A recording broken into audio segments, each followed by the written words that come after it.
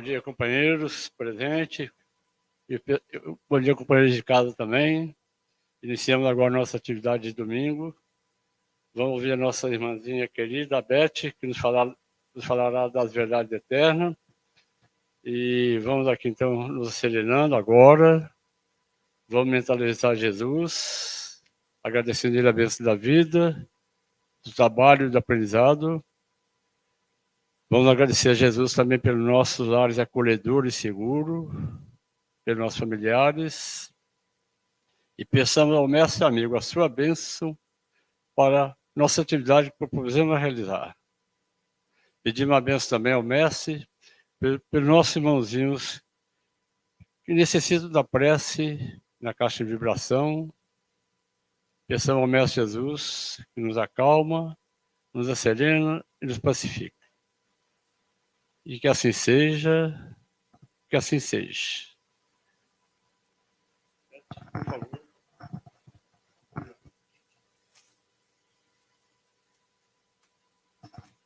Bom dia, amigos queridos. Oi, que bom dia mais vigoroso, feliz. Eu agradeço, viu, o convite, a oportunidade de estar aqui.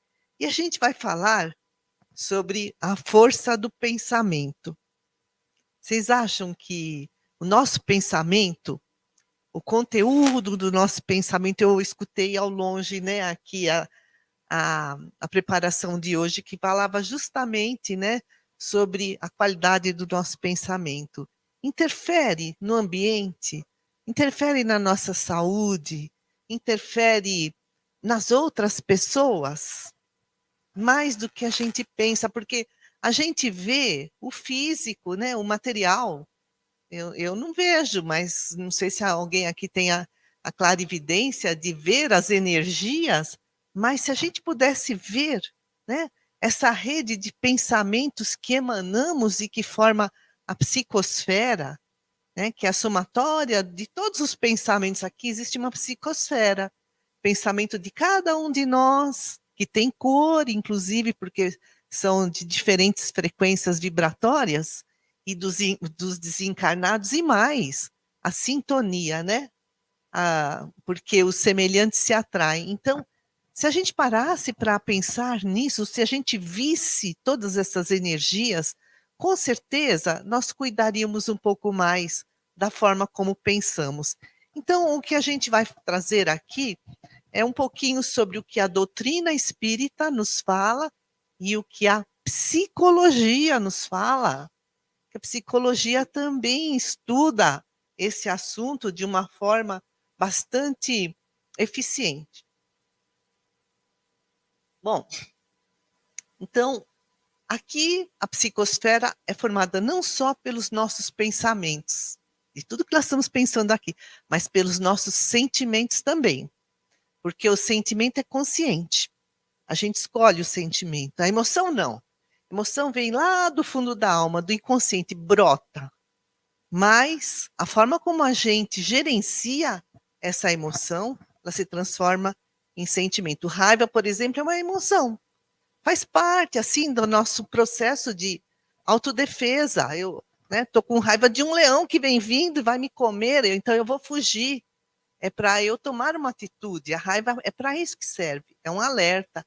Mas se eu transformo a raiva num ódio, aí eu transformei essa emoção num sentimento. Então, o sentimento também está aqui formando a psicosfera, né? De agradável ou desagradável. Sabe, já aconteceu assim, de ir num local que você fala, nossa, que energia gostosa, eu sinto até um perfume no ar, me sinto leve, eu saio, né? Revitalizada, e às vezes a gente vai num local que sai até com enxaqueca, né? Nos hospitais, que tem muita preocupação, muita tristeza, nos cemitérios, né? Isso, olha, né, é palpável, é sentível, né?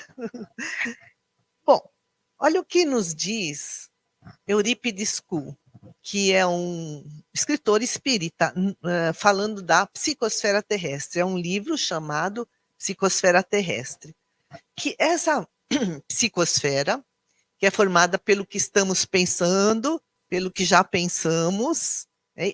ela vai envolver todo o nosso planeta e vai embora. Vai embora. Ela vai para distâncias infinitas. Olha só o que cada um de nós aqui está pensando, está gerando uma onda eletromagnética que nunca mais vai ser destruída. Vai viajar pelo infinito, vai se enganchando com os pensamentos que são semelhantes. Eu estou com raiva, eu estou com angústia, então esse meu pensamento vai se potencializar com outras pessoas que estão, né, com raiva, com angústia. Então, é muito importante a gente entender que nós somos responsáveis por tudo aquilo que pensamos e sentimos, né? Porque essas camadas mentais que se espalham pelo infinito, elas dependem do modo como nós vivemos, da forma como nós agimos, tanto encarnados como desencarnados. Bom, na Terra o mal ainda predomina, né? Nós estamos nessa transição, né? Para o mundo de regeneração. Então imagina o turbilhão de pensamentos que existem no nosso planeta, né? Tanto de pensamentos bons como de pensamentos maus se entrecruzando, e aí nós fazemos sintonia com um ou com o outro, mas nós é que escolhemos de acordo com o teor do nosso pensamento, né? Então a gente se sinta, por exemplo, se nós estamos fazendo uma prece, né, de coração, nós vamos nos sintonizar com aqueles que estão sintonizados com os mais altos, com aqueles que estão se elevando em pensamento ao mais alto. Então existe atração, sintonia. Mas como esse meu pensamento tem uma certa frequência vibratória, existe uma repulsão com aquele outro tipo de pensamento, nesse momento em que estamos fazendo uma prece, daquele que está desejando mal para o outro. Então, nós é que atraímos ou, assim, repelimos isso, obrigada, fugiu a palavra, ou repelimos os pensamentos.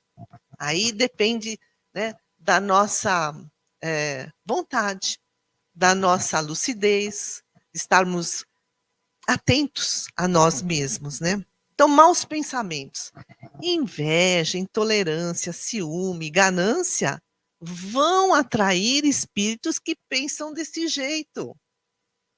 E aí a gente vai perturbar o ambiente onde nós estamos. Seja no nosso lar, no nosso ambiente de trabalho, seja aqui, né? Se bem que aqui existe uma proteção, né? E mais, vai causar um adoecimento. Nós vamos adoecer, tanto fisicamente como mentalmente. Então, é isso que nos ensina Eurípides Kuhl, né? Nesse livro, Psicosfera Terrestre, que os semelhantes se atraem, é a lei da sintonia, que os nossos pensamentos, os nossos sentimentos, eles estão carregados das nossas disposições íntimas, sabe? Daqueles nossos desejos, das imagens que passam pela nossa mente, das formas, pensamento, e que vão se ligar a outras mentes, né? Tanto de desencarnados como de encarnados que são afins, né? Então, existe uma mútua influência. Bom, então esse pensamento, vamos entender um pouquinho mais assim a parte científica. O pensamento é uma radiação mental, né? De múltiplas frequências. Agora eu estou alegre, a minha frequência é X. Daqui a pouco eu estou enciumada, a minha frequência é Y. Então, nosso pensamento tem múltiplas frequências. Nosso cérebro é um órgão que tanto emite, né, essa energia, como recebe. Então, é um órgão emissor e receptor ao mesmo tempo, igual, né, o aparelho de rádio, de TV, né, que capta, né, as ondas. E então, olha, isso é muito importante. Sempre que nós estamos pensando, e não dá para ficar sem pensar, dá? Mesmo quando a gente está dormindo, o espírito está acordado. Ele está zanzando por aí, né? No plano espiritual. Ele está pensando. Então, sempre que nós pensamos, nós estamos expressando o nosso campo íntimo, o nosso inconsciente. Estamos expressando quem somos de verdade. A importância de a gente fazer uma autoanálise para se conhecer melhor. Nós estamos constantemente, né, expressando. E quanto maior a afinidade que nós tivermos com alguém, maior a sintonia. Então, aquela pessoa que a gente gosta muito, né, que tem as mesmas ideias, mesmos gostos, é uma afinidade muito grande. Às vezes a gente não precisa nem falar. Ele sabe o que a gente está pensando, né? Pense em ligar, pronto, já tocou o telefone. Então, quanto maior a afinidade, maior essa sintonia de ondas mentais, maior essa ligação de mente a mente, independentemente da distância, né? E olha só, quando a gente emite o nosso pensamento, quando a gente pensa, a gente né, acolhido por esses espíritos afins e significa mais. Nós estamos sugestionando a mente daqueles que pensam como nós. Olha a nossa responsabilidade, porque o nosso cérebro tanto capta como emite. Se agora eu emito alguma coisa ruim, eu vou sugestionar aquele que também está pensando em algo semelhante, isso vai se fortalecer. E aí também entra a nossa responsabilidade de alguém que a gente nem conhece, alguém que está pensando em se suicidar. Daí a gente, né, começa a pensar também em ideação suicida, bom, ou fala alguma coisa indevida. Olha a nossa responsabilidade. Bom, além de tudo, o que vai e volta, né? Nós sugestionamos, né, a nossa mente conforme o teor dos nossos pensamentos. Como é que isso acontece? Existe a ideação. Ideação é a gente pensar, é formar ideias. A gente, por exemplo, relaciona uma coisa com outra. É a ideação, é uma operação mental. E existe algo mais profundo, que é a reflexão. Eu vou pensar sobre o que eu estou pensando. É tão difícil a gente chegar nesse ponto. A gente corre no dia a dia, não para pensar. Voltar-se para si mesmo, para o seu próprio pensamento. O que eu estou pensando? Isso vai me prejudicar? Vai prejudicar alguém? Isso é reflexão, né? Nós nos debruçarmos sobre nós mesmos. Aqui alguém tira um tempinho por dia para fazer isso? Não, né? Você faz. Que bom, né? Que bom, mas maioria eu mesma. Ai, nem sei quando, né? Quando consigo fazer, é difícil, mas seria muito importante porque aí a gente analisa a qualidade dos nossos pensamentos. Então, ó, nesse processo de formar ideias, que é a ideação, e de refletir sobre essas ideias, né? Pensar sobre o que está pensando. Isso tudo acaba sendo jogado aí, né, pelo espaço infinito, e é o que se chama repercussão. Vai repercutindo, né? Que é essa emissão, essa formação das ideias, que vai para as mentes afins. Isso tudo é uma relação mental. Imagina a teia de energia, de pensamentos que tem aqui, que tem na nossa cidade, que tem no nosso Brasil, que tem no nosso planeta, que tem no nosso sistema solar, no universo todo. Imagina essa relação mental que nós também participamos, que nós contribuímos. O André Luiz, no livro Evolução em Dois Mundos, que é psicografado tanto pelo Chico Xavier como pelo Valdo Vieira, né? Ele diz assim, a reflexão das ideias, que é essa repercussão, essa distribuição daquilo que estamos pensando, representa um entranhado circuito de forças. E nesse entranhado circuito de forças, cada um acho que está imaginando, né? Um monte de linhas se entrecruzando. No meio disso tudo, escreve André Luiz, né? Os benfeitores vertem do mais alto, diz ele, ideias progressistas destinadas a contribuir para o aprimoramento da civilização terrena e o desenvolvimento da consciência. Então, no meio de tudo isso, imagina, né? Se aqui não, né? Aqui eu acho que como chama o dirigente espiritual do CEIA? É a irmã Ângela.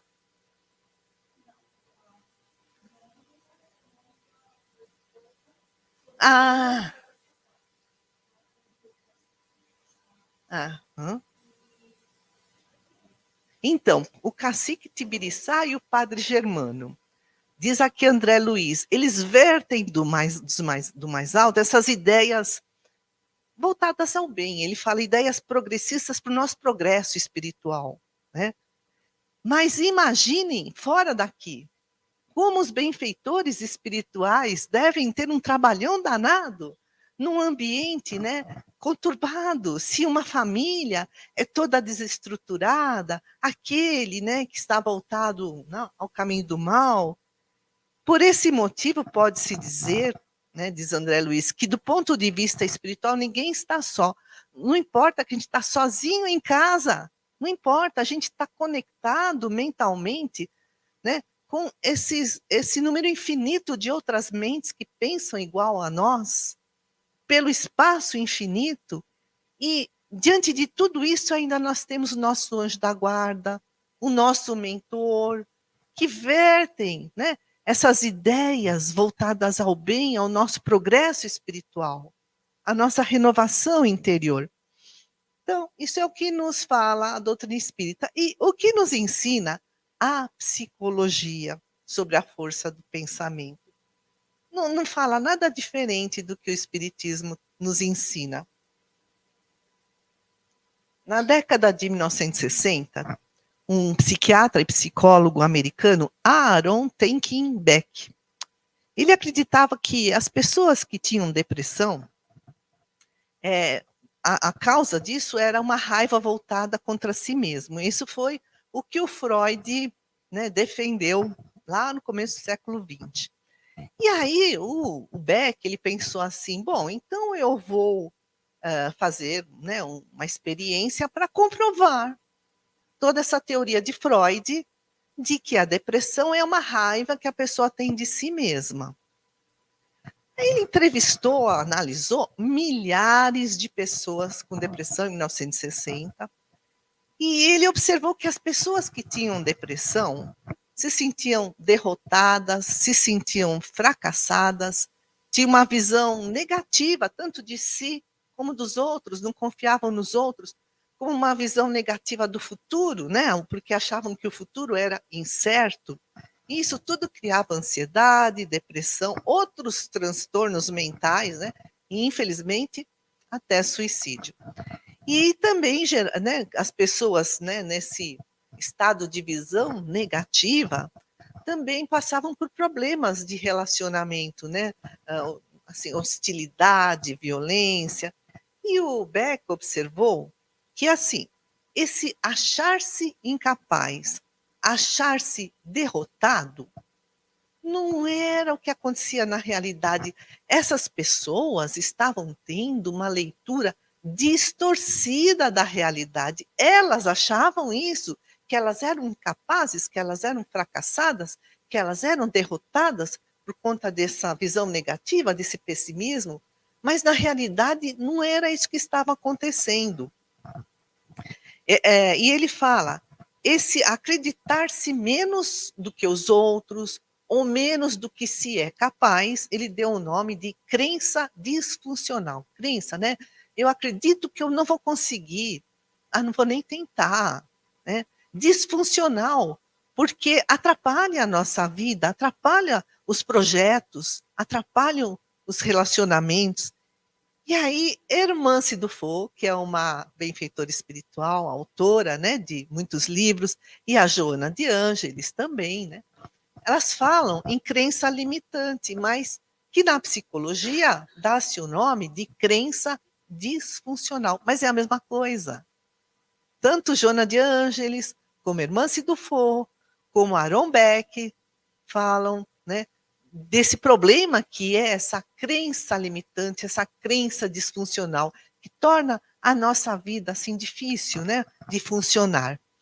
E a Hermance Dufour, no livro Escutando Sentimentos, psicografado pelo Vanderlei Soares de Oliveira, ela enfatiza que aquilo que acreditamos de nós, dos outros, do mundo, as crenças são a base, são o fundamento, os pilares dos nossos pensamentos, dos nossos sentimentos, das nossas vontades. Então, aquilo que a gente pensa do mundo, da vida, da gente mesmo, depende daquilo que acreditamos, de nós mesmos, do mundo, da vida. E aí ela deu, a irmã Dufour, uns exemplos de crenças limitantes. Eu já caí muitas vezes aqui nessa armadilha, acho que ainda caio. Quando a gente fala assim, eu não sou capaz. Eu não valho nada, né? Uma coisa não dá certo. Eu não valho nada, né? A gente fala. Nada dá certo na minha vida. Sou um fracassado. Ninguém gosta de mim. Tudo isso é crença limitante. Eu não mereço ter sucesso. Eu não mereço ser feliz. Aquela pessoa que carrega uma culpa violenta, né? São crenças limitantes que muitas vezes estão lá no inconsciente. A pessoa tem aquele sentimento, né, de derrota, ela não exterioriza, não verbaliza. Nem sempre isso vem para a consciência. E aí a irmã se fala que essas crenças disfuncionais não são construídas aqui a partir dessa encarnação. Vem de muitas vidas, vem de milênios. A gente já pensava assim no passado, mas que podem ser reforçadas na infância. Então, quando a criança passa por uma educação assim castradora, opressiva, né? Tipo, né? Olha, você não vai ser ninguém na vida se você não estudar. Tira a mão daí, você vai quebrar, né? Então, assim, é um tipo de educação que desvaloriza.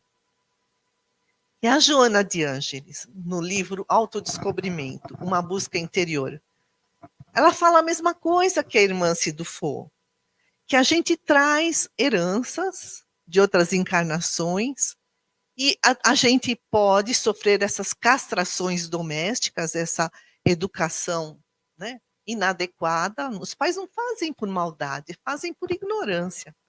Eu também já fiz. Isso tudo leva a uma dificuldade do amadurecimento psicológico. E aí a pessoa se torna emocionalmente fragilizada. Ela não se gosta, né? Fica alimentando essas crenças negativas, a autoestima diminui, ela não se respeita. Isso muitas vezes gera timidez, insegurança. E aquela história, né? Lá, às vezes está lá no inconsciente, de que a gente, a própria Joana de Ângeles fala, que a gente acha que não merece ser feliz, que a gente merece sofrer. Isso tudo leva ao sentimento de culpa e de autopunição. Bom, então a gente falou um pouquinho aqui da irmã Dufour, da Joana de Ângeles, que vem ao encontro do que falou a psicologia, o Aaron Beck, né? Quando a gente pensa errado. Em 1955, um outro psicólogo americano, Albert Ellis, ele elaborou, para a gente entender melhor, o modelo ABC emocional. Esse é o título que ele deu. A, acontecimento ativador. Acontece alguma coisa, eu vou à falência, vai. B, é em inglês, believe, que é crença, e essa crença pode ser racional, lógica, né? Que está fundamentada, está alinhada com a realidade, ou pode ser irracional. Então, por exemplo, uma pessoa perdeu o emprego. Numa crença racional, ela fala assim, bom, sei que a empresa está passando por dificuldade, houve alguns cortes.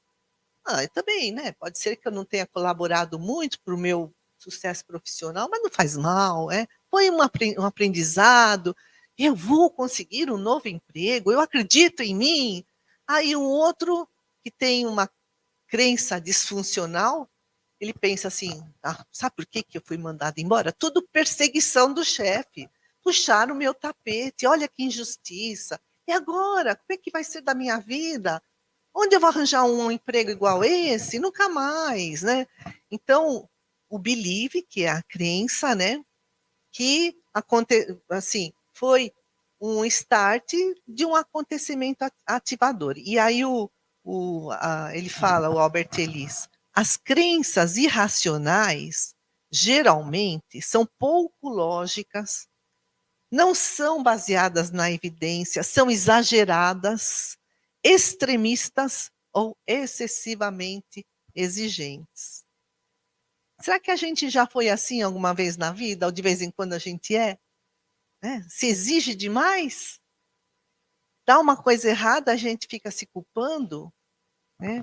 Então, assim, aqui é a teoria ABC, né? Então, A, acontecimento ativador, B, believe, crença, e C é um comportamento.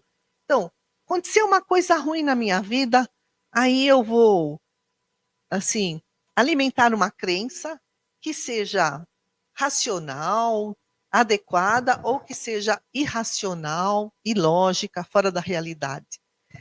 E aí vem o meu comportamento. Né? Se for, por exemplo, essa crença irracional, né, foi tudo culpa minha, eu não sirvo para nada, né? Olha, né, sou vítima. Aí vem um comportamento que é a letra C, autodestrutivo.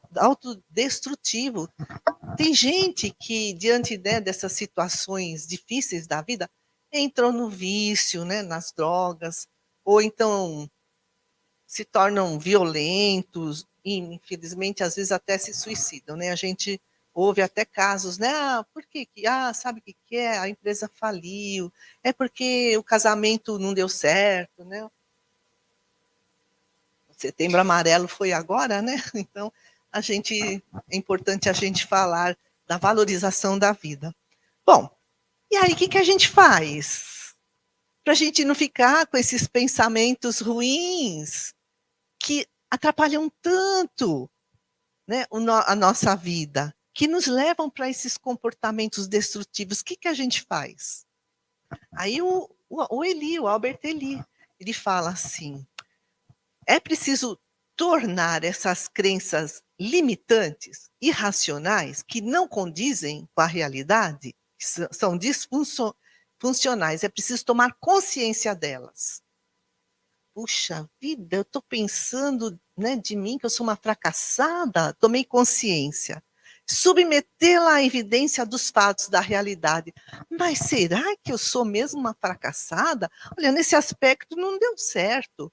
Quanta coisa boa já deu certo na minha vida, quantas conquistas eu já realizei, tudo que eu já aprendi e as minhas capacidades. Vou pegar tudo isso, vou tentar de outra forma. Então, submeter essas crenças que a gente tomou consciência, se é realmente real ou não é. E mais, buscar o significado. Que significado eu dou àquilo que me acontece? Por exemplo, o casamento acabou. Para mim é o fim do mundo. É a maior tragédia. Nunca mais vou encontrar ninguém para amar.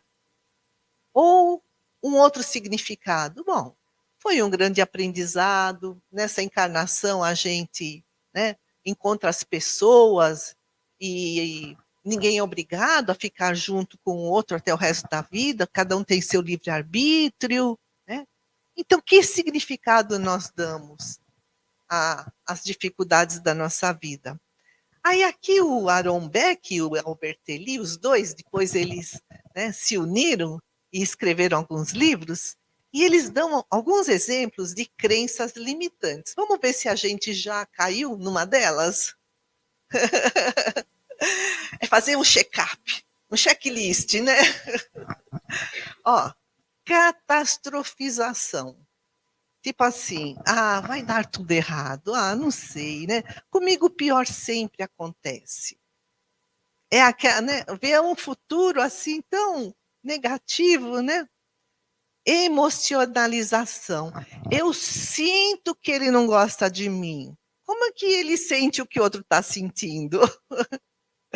Pode ser que ele esteja equivocado, é a forma dele expressar né, a amizade, o amor. Então, a pessoa confunde o sentimento do outro com o fato. É preciso analisar racionalmente. Leitura mental. Ai, olha, eu sei o que você está pensando de mim, eu sei. Estou entrando na mente dela, telepatia. Vocês já ouviram alguém falando assim? Eu sei que ele não gosta de mim, né? Polarização. Tipo assim, é tudo ou nada, sabe? É um pequeno contratempo, a pessoa fala assim, ai, deu tudo errado naquela festa. A festa foi maravilhosa, os convidados adoraram, a música, a comida, mas choveu. Aí a pessoa fala, deu tudo errado. Sabe aquela exigência exagerada, perfeccionismo, né? Visão em túnel. O foco só no negativo, sabe?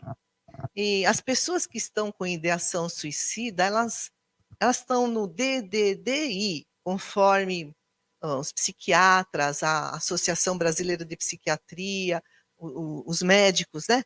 DDDI. Essas pessoas estão desanimadas, desesperadas, se sentindo desamparadas e muitas vezes impulsiva. E por conta disso, elas só têm uma visão em túnel. Sabe quando a gente está assim no túnel, bem longo, é escuro, um túnel sem luz. Hoje em dia o túnel tem luz, né? Alguns túneis, a maioria, eu acho. Mas aí tá bom, uma escuridão, não passa carro nenhum. Você só vê aquela luzinha lá na saída do túnel. Isso chama visão em túnel. Significa que as pessoas que estão nesse momento doloroso de suas vidas, elas não enxergam mais nada, sabe, tudo acabou, tudo desmoronou, o sofrimento é interminável. E aí é esse foco no negativo. Uma porta fecha e a pessoa não vê outras portas, outras janelas que estão abertas. Rotulação, né? Rotular. Ah, mas eu sou mesmo uma incompetente, sabe? Mas aí, isso é um preconceito que leva ao julgamento, que leva ao rótulo. Né? Está falando de prejudicar-se a si mesmo com essas crenças limitantes. Minimização e maximização. Então, a pessoa minimiza o positivo e maximiza o negativo. A história do copo, né? Meio cheio, meio vazio. Ah, eu estou minimizando o positivo. Olha que delícia. Ainda tenho meio copo de água para beber. Vai dar até o fim da palestra para matar a sede. Aí eu vou, né, maximizar o negativo. Olha só, olha o ceia. Em vez de me trazer um copo d'água, mais um cheio, olha só, tá faltando. Não vai dar até o fim da palestra, né? Minimiza o positivo e maximiza o negativo. Lembrança seletiva negativa. Sabe quando a gente fica só pensando, lembrando das coisas ruins que aconteceram com a gente, com os outros, com o mundo? E imperativos, nossa, isso é grave, sabe? Eu acho que muita gente cai nessa, eu inclusive. Imperativo assim. Eu tenho que fazer isso. O que os outros vão pensar? Eu deveria ter falado isso ou aquilo. O que os outros vão pensar, né?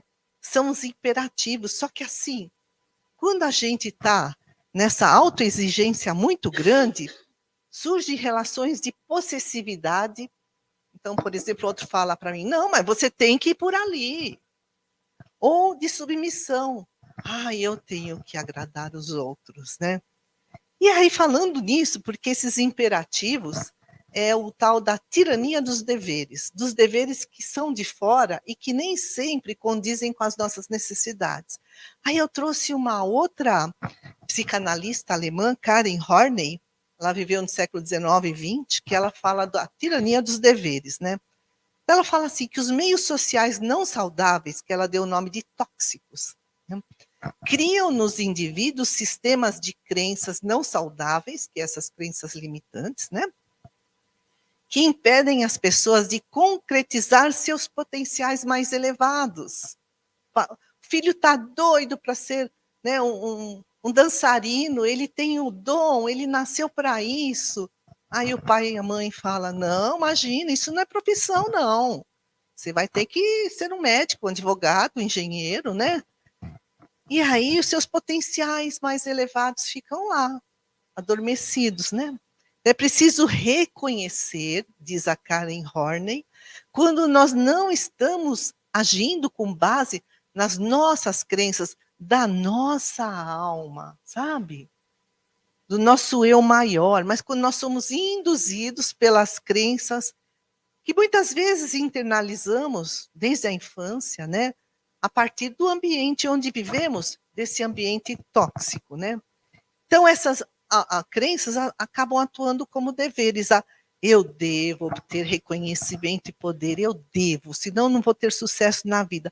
Eu devo ser magro, olha, eu tenho que tomar. Então, é preciso tomar consciência, né, dessas influências, dessas duas influências, do meu espírito, da minha alma, do meu projeto de vida nessa encarnação. Né? O que a minha alma está falando para mim? Que crença eu tenho, né, sobre isso? Ou então do que os outros querem para a minha vida, né? E aí a Karen fala, né? Esse eu ideal, né?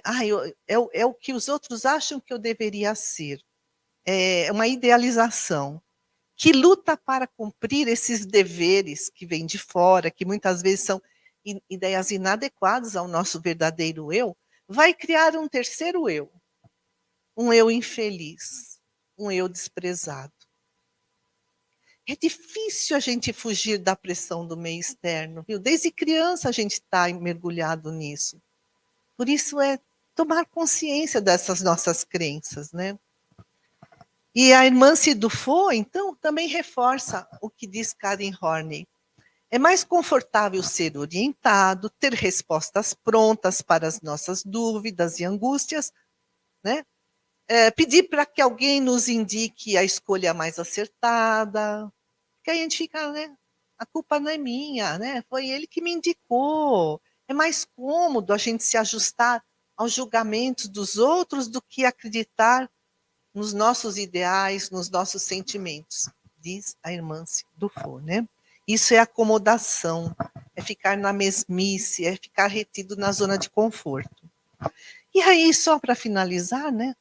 Já é 9h39, o Beck e o Elis, eles nos dão assim, tipo uma receitinha para a gente mudar essas crenças, para a gente tomar consciência delas. Desenvolver a reflexividade. O que significa isso?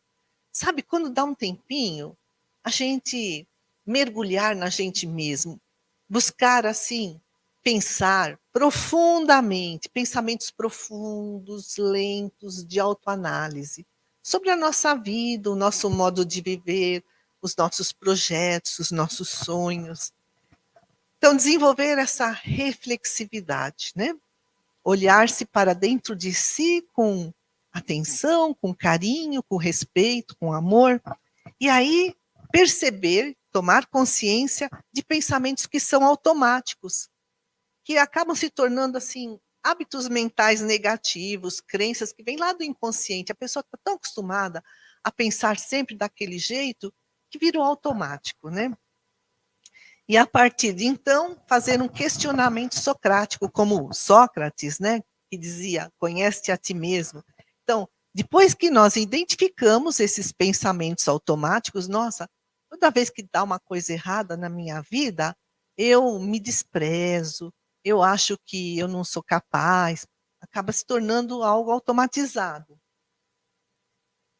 Aí, eles falam assim para a gente ver que relação que existe entre as nossas crenças, entre os nossos sentimentos e o nosso comportamento. Porque o nosso pensamento, né, vai gerar as crenças distorcidas. Eu não sirvo para nada. Pensando assim, isso gera um sentimento, né? Eu não sirvo para nada? O que vai acontecer? Eu vou ficar desesperada? Vou ficar desesperançada? Desanimada? E isso vai gerar um comportamento, às vezes de autodestruição. Pensamentos geram sentimentos, que geram comportamentos, que geram inclusive reações fisiológicas no nosso corpo físico. é a somatização. E a gente adoece, fisicamente falando. E nas crises, quando acontecem os momentos difíceis da nossa vida, né, as crises são momentos de instabilidade, né? E aí que a gente perde o controle, aí que a gente se acha mais incompetente ainda, aí que as crenças disfuncionais brotam mais ainda. Então é preciso que a gente se desiluda. Desiludir é muito bom, significa assim, cair na real, né? Sair daquela ilusão. Identificar essas crenças irracionais, questioná-las. São reais ou são imaginárias, estão só na minha cabeça? E substituir esses pensamentos distorcidos por pensamentos mais realistas. Bom, amigos queridos, eu agradeço muito o carinho de vocês, a atenção e até a próxima.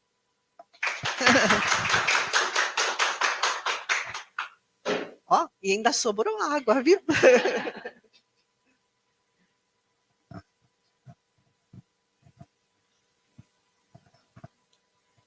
Bom, queridos amigos, vamos agradecer a nossa amiga Beth por essas palavras, por esses ensinamentos. Vamos então agora nos elevar um pouco mais para sentirmos toda a presença de todos aqueles que estão aqui. Que possamos, Senhor, estar com os nossos corações cheios de amor, cheios de alegria, que possamos pensar nos nossos comportamentos, nas nossas ideias, para que possamos estar sempre ligados com os nossos amigos do plano maior. Vamos agora vibrar por todos nós, por esta casa, pelos nossos lares, por todos aqueles que deixamos lá, pelos nossos amigos. Vamos vibrar por todos aqueles que neste momento necessitam de um pouco de afeto, um pouco de carinho, de compreensão. Vamos também vibrar pelo nosso país, hoje um dia especial, que possamos fazer o melhor, que cada um possa entender, que possamos estar contribuindo para um bem maior. Vamos agradecer ao nosso Mestre Jesus, amigo querido, que está sempre conosco, que Ele possa estar em nossos lares, visitando a cada um que está lá. Vamos também agradecer a nossa Mãe Santíssima, essa Mãe amorosa, essa Mãe que está sempre nos protegendo. Que ela possa nos envolver com o seu manto, que ela possa nos envolver com o seu carinho. E assim, Pai, vamos terminando os nossos trabalhos aqui, nesta parte, e possamos continuar a outra parte. Muito obrigada. Agradecemos então, Senhor, por estarmos mais uma vez nesta casa. Que assim seja, graças a Deus e graças a Jesus.